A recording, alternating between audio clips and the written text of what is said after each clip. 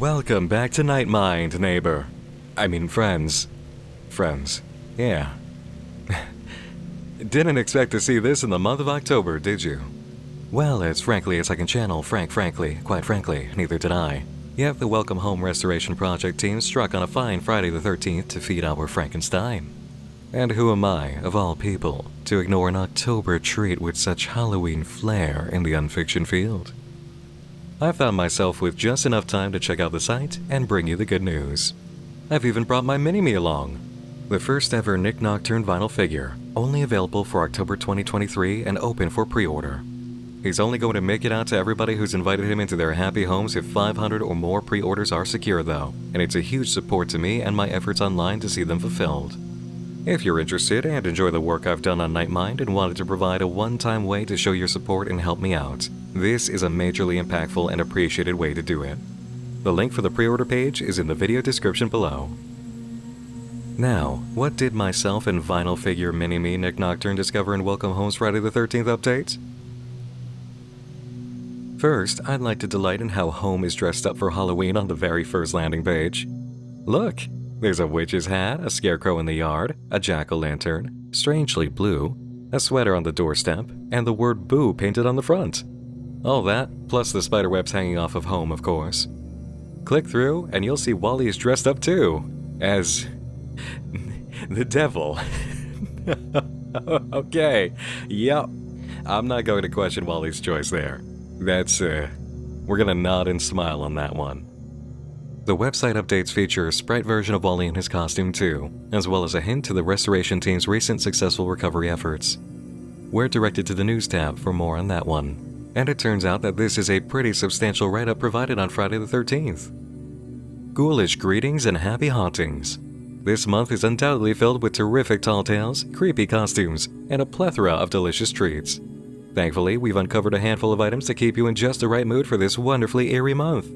It's important to keep our spirits merry and bright after all, although maybe scary and fright might be more fitting. So what is in this most recent update to our archive? Well, we found an array of documents of what we believe to be cookbook pages. Instructions and photos have been restored surprisingly well, but only a few pages have been recovered. Our source has yet to send the full book. I don't understand why. What is it worth to leave it out? Ripping out pages?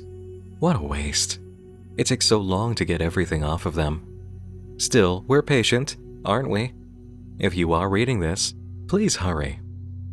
Treats are important for Halloween, of course, but what good are treats without a ghastly get-up to enjoy them in? We have also uncovered a Halloween costume reminiscent of our favorite television sweetheart, Wally Darling. His smiling face and polyester attire was sure to have made Welcome Home fans the envy of other trick-or-treaters upon its release.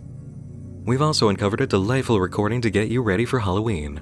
A record titled, Happy Hauntings to Boo and Yours has been recovered, albeit with a noticeable gap in the audio itself. Perhaps you can make it out while you enjoy Sally Starlet's macabre menagerie of monstrous mischief-making. All of the items listed can be found on our merchandise page, so don't delay in heading over to look at our findings for yourself.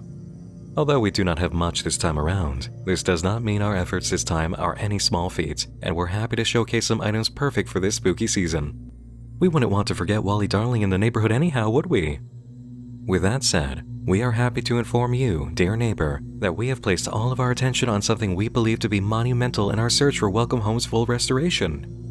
What is it? I hear you pleading. Clawing at your screens just as we have. Coughing, headaches, nausea. I know.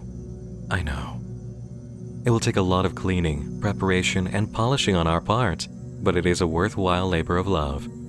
Please stay tuned this holiday season for the most wonderful time of the year. Until then, have a happy Halloween. Don't forget to wave down below. I think it's fairly obvious that the cracks are starting to show more in whoever's doing the writing for the restoration team.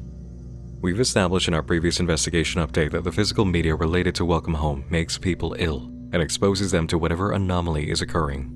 The strange black substance seen in the elements related to the exhibit had a strong impact on those handling it, and symptoms are becoming clear in the physical sense. Coughing, headaches, nausea. One of the emails from the restoration team to the exhibit about the material really spelled this out. Under no circumstances should it be touched with your bare hands. Please wear gloves. If a substance begins to grow on anything delivered, please place it back in the box it was shipped in and return it to us at your leisure. If you or anyone in your team experienced nausea, dizziness, or fatigue, please don't be alarmed. Sure enough, it happened at the exhibit, and it grew on the walls where the material was stored too. The desire by whoever wrote this news update for someone to help them is clear in the statement after the bit regarding ripping out pages. If you are reading this, please hurry. Please hurry in doing what precisely? Getting the rest of the cookbook from their strange anonymous source? The cookbook that, clearly, according to this article, is covered in the black goo? Just look at the text again. Ripping out pages. What a waste. It takes so long to get everything off of them. Who is sending this material, and what's happening to them in the meantime? You have to wonder at this point if the writer for the restoration team is seeking help from a specific individual, or has been in contact with someone as a confidant regarding the dark side of the Welcome Home media doing its work on them. I can only imagine it's become worse after reading this bit. It will take a lot of cleaning, preparation, and polishing on our part, but it is a worthwhile labor of love. This is a pretty direct confession that they're continuing to handle media that's been poisoned in the same fashion as the more dangerous elements sent to the exhibit, and it seems, the cookbook that those pages came from. We've also got a clue to expect the next major drop in the holiday season. Merry Christmas indeed. On the merchandise page, where the new items have been presented, we spot 2 more of the cast in costume in their sprite forms. Now, let's see here. We have the Wally Darling costume, the cookbook, and Happy Hunting to Boo and Yours, a storybook record. Let's see that costume first. Okay, I didn't know what I expected, but this seems right on and adorable. Look at him! You could be Wally Darling for Halloween! The text says it was designed for children, to make anyone the envy of their friends while also staying within their parents' budget. The costume didn't come in the original packaging, so there weren't any clues as to whether or not other characters had costumes. We must imagine there must have been costumes for the full cast in-universe, right? The merchandise is so tailored at large to a wide recognition of Welcome Home's characters, and not just Wally. Now, for that cookbook. The text informs us that instead of the whole cookbook, only a few comprehensible pages were turned in. I'm feeling a little bit of pull towards that one word, comprehensible, to describe the pages. A few comprehensible pages. Were some of the pages turned in as defaced as some of the original media the team received? Or was it just that covered in the contaminants? Is it possible these came from a former collection by someone who understood a need or compulsion to destroy them? Again, I have to ask, who is this source? The first recipe from the cookbook calls for a use of the Welcome Home cereal, crispy sweets, as the main ingredient, and a pretty great picture of the actual thing created and decorated. The second is literally just cupcakes, which are meant to be designed like the characters. Recipe 3 is caramel apples, and I think one of the crowning achievements of this update has to be the Barnaby caramel apple that was made here. I mean, come on, look at him.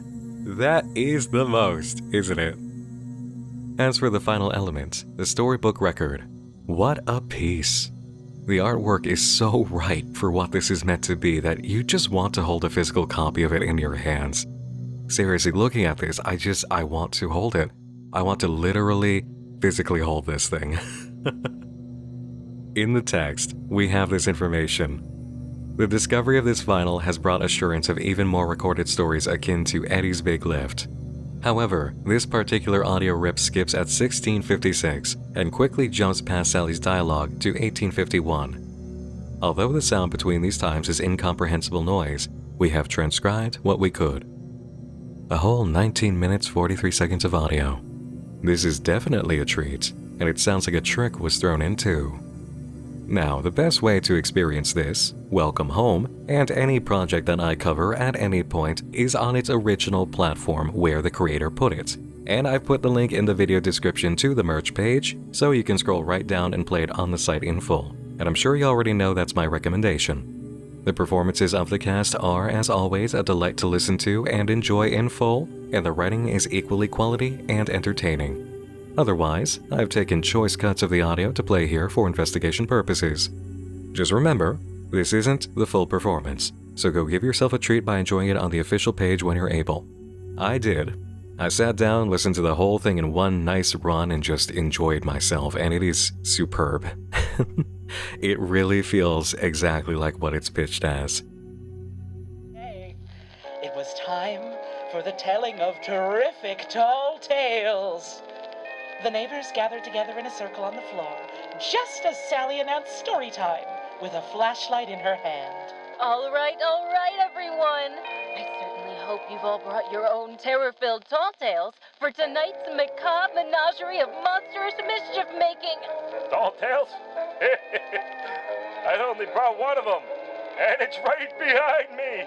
It looks more like a short tale to me, Barnaby. Oh, behave, you two. Now, would anyone like to go first? Ooh, me. I've got a scary story that'll make your ears ring with fear. Julie waved her hand up excitedly and... What? Was that thunder? It's a beautiful day outside. Of course, Juliet. The stage is all yours. Julie took the flashlight with a smile and stood before the other neighbors, putting on her spookiest voice. It was a dark and blistery night. Or maybe it was a really nice and sunny day. I can't remember. Maybe it was a little rainy in the morning and sunny in the afternoon. Who's keeping track anyways? You're keeping track. You're telling the story. Oh, that's right. Anyways, and on that beautiful, horrifying, dark, sunny day night, a squirrel walked by and... Julie let out a scream. It only scared Eddie, though. What was that? I told you, it's scary and spooky. It's my scary, spooky story. Juliet, that's hardly a... And then the squirrel leaned over and he saw... Julie let out another scream. Oh, Eddie. All right, I'm putting a stop to this terrifying train wreck. I don't know. I thought it was pretty darn scary, if you ask me. I mean, I don't even know what that squirrel was up to. I don't like it. Hey, I'm not sure if it's bone chilling, but I've got one that'll tickle your funny bones for sure. No! Now, you listen here. But it was too late. Barnaby took the flashlight from Julie's hands and held it up to his muzzle like he was holding a microphone. So, what did a vampire, a zombie, and a ghost say when they walked into a bar? They said, ouch! Except for the ghost. He says it went right to him. I don't get it. Huh? Oh, that was it! A quiet fell over the neighbors once more, but this time to watch Sally fume. She was shining brightly, getting more frustrated by the second as she tried to collect herself. Must I really show you all what the true meaning of terror is? The macabre menagerie of monstrous mischief-making is all about thrills and chills, and the fear of what goes bump in the night. Oh, that might have been me. It was time for my bedtime snack. You'll all be quivering with fright at my tall tale. Sally snatched the flashlight out of Wally's hands and aimed it underneath her face. Everyone leaned in close to hear. Have you ever wondered why it is we stay indoors every night? To get a beauty rest? So we sing each other goodnight on the phone before bed? Oh, so we can sort our stamps. What? No, sometimes, and no. It is because this town is rumored to have visitors at night. Something from deep within the forest, far beyond the hills and mountains. No one knows what it wants or where it's going. Just that it is persistent. Just that it arrives here. So many stories have risen about their origins. But I know what it is searching for. What it is searching for. What it is searching for. What it is searching for. What it is searching for. What it is searching for.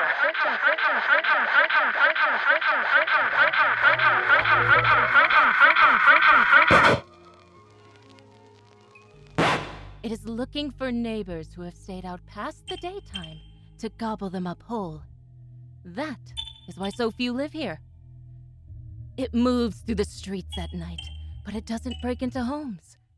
However, on rare instances, it will find itself with an appetite left unsatisfied by its aimless wandering.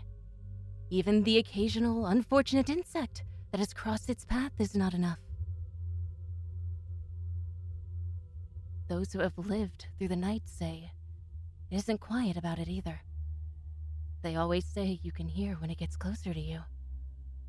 Do you know what sound it makes? I hear it every night. You can hear it too, if you listen. Especially if you wait next to your window.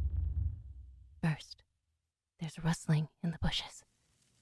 Then, the scratching on the pavement, on the walls as it crawls up. Finally, if you're quiet, you can hear its guttural sound.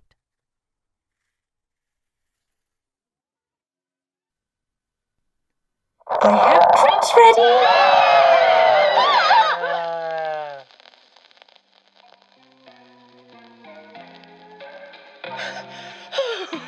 Oh boy! That had me jump up too! Now that was scary! Just like that, the macabre menage... Terror and Treat Nights was a success for Sally and the neighbors of home. Who knew Poppy dressed as a pumpkin with a platter of caramel apples was the scariest part of the night? Oh, certainly not me. Oh, would you care for an apple, dear? According to the transcript page, the last line Sally had in the vinyl recording was, "I know what it is searching for," followed by this note from the restoration team. Sally's audio is inaudible. If listeners can make out the audio, please help to decipher it with us and your fellow fans. Thank you. So, that very much modern section was for us. And there's something else too. If you do go to the transcript for this, you'll find a special treat bug waiting for you, which brings us another live segment. We've basically established through the previous explorations that these moments are life through Wally's eyes, and there's an incredible connection in this example. This scene is at the party in the Storybook record, following the events on the vinyl.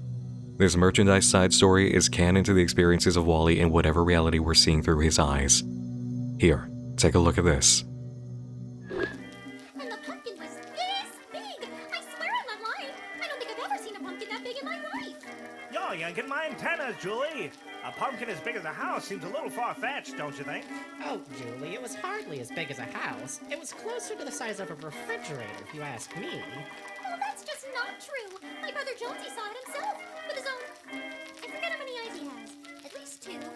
Maybe 3? No, 2. Well, whether it's fact or fiction, it'd certainly make one swell store sale, that's for sure. I can't even imagine how much a puppy that size would sell for. Did somebody say puppy? Well, I am young at heart. No. Wait, you're not going anywhere. We haven't even gotten into the cultural importance of Commedia dell'arte. Oh, Sally, you're killing me. So much Gavin, just to explain why you're dressed like a clown. Come to think of it, I should have known earlier. You do look a bit funny to me. Barnaby, she's much more complex than that. She's, oh, heavens, what was it? Pinocchio. Or was it pistachio? I think you might be thinking of Pedrolino. See? Even the mailman gets it. Of course I did. Wait, is that supposed to be an insult? Oh, yes, that theatre clown. Sally, as it were, but she's so horrible. She's actually more dressed for comedy. I think I'd much rather have a pleasant chuckle. Why, much awful, even. I think Sally's right, though. Looks living with her little time to see all those terror treats. You're right.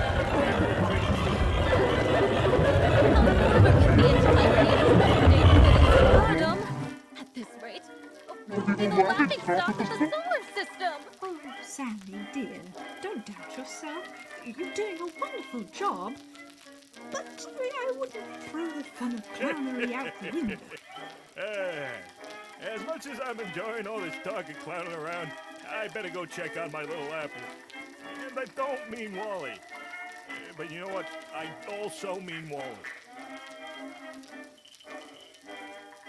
Hey, how's my little devil doing over here? You guarding my apple for me, pal? Oh, I guess you didn't do a very good job at it. Hey, who took a bite out of my apple? I think I see fang marks, Frank. These fangs aren't real and you know that! Sure. That's what they all say. Don't worry, though, kid. There's plenty of other eats here. What are you feeling hungry for, Wally? One of the most substantial elements of the world building and situation we've come to accept is that, in some way, the world of Welcome Home must be a type of reality. The videos seen through the bugs are memories of Wally's. We can experience them, and the further we went in examining what was occurring with the videos, the more we came to understand they weren't taking place in planned scenes on the set of Welcome Home. There was too much evidence that it seemed like a slice of life. With this video, lacking any material that indicates there was a Halloween special based on this precise story, we can pretty much lock in place the idea that yes, these are memories capturing events in the neighborhood happening outside the show. If this is taking place after the Storybook record, and it clearly is, and is giving all the signs of being a continuation of that night, then these characters are not just alive when something is being recorded and not just alive when something has been written. Do you understand what this is telling us? The art is not generating the reality is just being captured and replicated in the art. Even if the concept and designs for these characters got the whole thing rolling, it gained a life outside the creative conception and performance. And that explains a bit more about Wally's presence inside the site. It's also fairly obvious what else we can gain insight on here. There is a malevolence in the area of the neighborhood. Sally told us outright, and we witnessed activity in the video. That apple didn't bite itself. The thing in the woods showed up, and it's probably what we're dealing with as the antagonist. In light of all this, I'm going to lean to one side at last on the issue of Wally Darling's place in the topic concerning the antagonist mystery. We have evidence enough here that I'm willing to, at this moment, weigh in on it. I don't think Wally is anything more than a gateway for what's happening. I think he's innocent, and whatever malevolence is playing with the neighborhood is using home, and it's using him, or it just rode in here on his back, because he trusted it with his big innocent heart and didn't know any better. We can always be proven wrong down the road, but this is how I'm seeing the wind blow so far. Here's the thing about it though, judging the wind like this and giving a forecast. It would explain why someone tried to destroy Welcome Home. Let's chase this line of thinking for a moment and make a simple timeline, okay? Welcome Home starts as just a creative project. Whether it's the source of the reality or it's art capturing that reality, it doesn't even matter. The thing that matters is that in this reality, there is a malevolent force that is threatening the neighborhood, and as Sally said, it's the reason nobody else lives there. When night falls, it comes for whoever's outside. I hear it every night. You can hear it too, if you listen. Especially if you wait next to your window. First, there's a rustling in the bushes. Then, the scratching on the pavement, on the walls as it crawls up. Finally, if you're quiet, you can hear its guttural sound. So you're a creative lead on the show about that neighborhood. Artist, writer, whatever. You're a member of the original team. Along the course of developing this, you eventually come across the very unavoidable fact that something that is not happy is in this story, lurking on the edge, right there among the trees in the background paintings. You know it when you imagine new story scenarios. You know it when you write the Storybook record, which I am very sure contained the original audio of Sally exactly as we heard it, but was in the same vinyl pressing state. We only heard it differently because there needs to be a disconnect between what the restoration team hears and what we can hear. Quick side note about that. It's most likely because the restoration team is infected and needs to stay unaware of what's attacking them, so it corrupted their listening experience.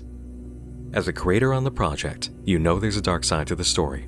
As a children's media property, you can't allude to it more than just fun little scary moments, like when it's Halloween. And yet, it continues to grow. It gets louder. It keeps getting into the neighborhood trying to find new victims. I hear it every night, Sally said. And we know what happens to people who get too involved in this media, don't we? Because now we're seeing it in the restoration team. At first, it must have been much more subtle with those who worked on Welcome Home. But it got to those characters eventually. It found ways inside, and we know it did. Because through Wally's eyes, we saw it visit and bite the apple. It made its way inside a building at last. It lingers in the woods at first in the mind of the writer or the artist or both. It makes its way into the neighborhood. It makes its way into home. Then it gets a gateway or a host in Wally, who, at the end of the Playfellow exhibit pages on the site in modern day, past a link titled "It's in Here" in a black spot, said this. Let me in. This thing is banging on the door to be let in on the site, and it probably did exactly the same thing with every creative element generated for the show. Eventually, it must have started leaving physical residue, which is what's been making the restoration team ill, and they basically told the exhibit people to expect it to happen to them. The property itself was most likely driving people mad, and the evidence of Welcome Home being a reality got too strong to ignore. So, if you're a creative on the team, in this specific moment, what kind of action do you take knowing you're working on a children's show gaining major popularity? Destroy the project. Get all the media you can and ruin it. Make it impossible for whatever malevolent thing is lurking inside that reality to hitch a ride in your mind. It's a disease, and the only cure is to bury the whole thing. This line of thinking would explain how anything related to Welcome Home ended up in the state it did and why efforts were made to make it lost media. If it was a window into another reality, it wasn't a window you could lock, so the only choice was to board it up. According to the evidence we have at this time and the implications, this is the kind of timeline I can imagine. It still explains nothing about the true origin of Welcome Home or how its reality came to be, the literal course of events with the show, the course of events within the reality of Welcome Home, what this malevolence even is, or what's about to happen to the restoration team. We also don't even know the state of the characters besides Wally at this point. Are they alive? Are they somewhere out there? Are they just filled with black gunk laying in their homes just covered in this nastiness? We have no idea. And as for their counterparts, one of the points a lot of you raised during our live investigation into the first major update is that there's still no information on any voice actors or puppeteers. What happened to them? And if there weren't any voice actors, and these are the actual character voices, how were they recorded at all? If this is another reality, how was it being captured? There's a lot we understand as of Friday the 13th, and plenty that we don't. And I love that. There is so much story and mystery and intrigue in the journey of Welcome Home, and this update has given us as much new excitement as it has insight. We understand better now, and it's made things scarier. Happy Halloween, neighbor.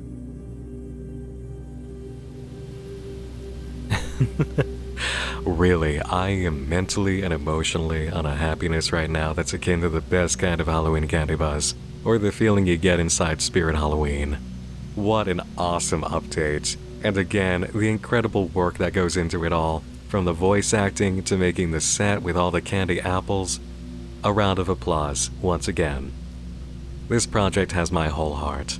This is the kind of creative work that keeps me driving to look for new and amazing projects and just do Nightmind all the time with a smile on my face. And to think we're going to get more in December. Yeah, it is a great time to be into nonfiction. It's a great time to be doing Nightmind. That's all for tonight, everyone. As mentioned earlier, I've got my first ever exclusive vinyl figure available for pre-order right now to celebrate October on Nightmind, and it's a major help if you pick one up, especially as we do need 500 pre-orders to make it happen. The link for the pre-order page is in the video description below, and we've got until October 29th. If you grab one, thank you so much. I appreciate it, and all the others who have pre-ordered appreciate it as well. Thanks to all of you for watching, the entire creative team behind Welcome Home for making Welcome Home, and major thanks to all of my supporters on Patreon, who keep me in a position to make Nightmind and operate the Nightmind Index for new and undiscovered unfiction projects. I usually would say that if you'd like to support me, Patreon is the best way to do it. But for this month, really, pre-ordering the vinyl figure is the way to do that. Thanks for joining me in the dark again this evening. Once more, I'm Nick Nocturne, and I'll be seeing you again real soon. Do keep an eye out for malevolent forces around your neighborhood. And until next time, sleep tight.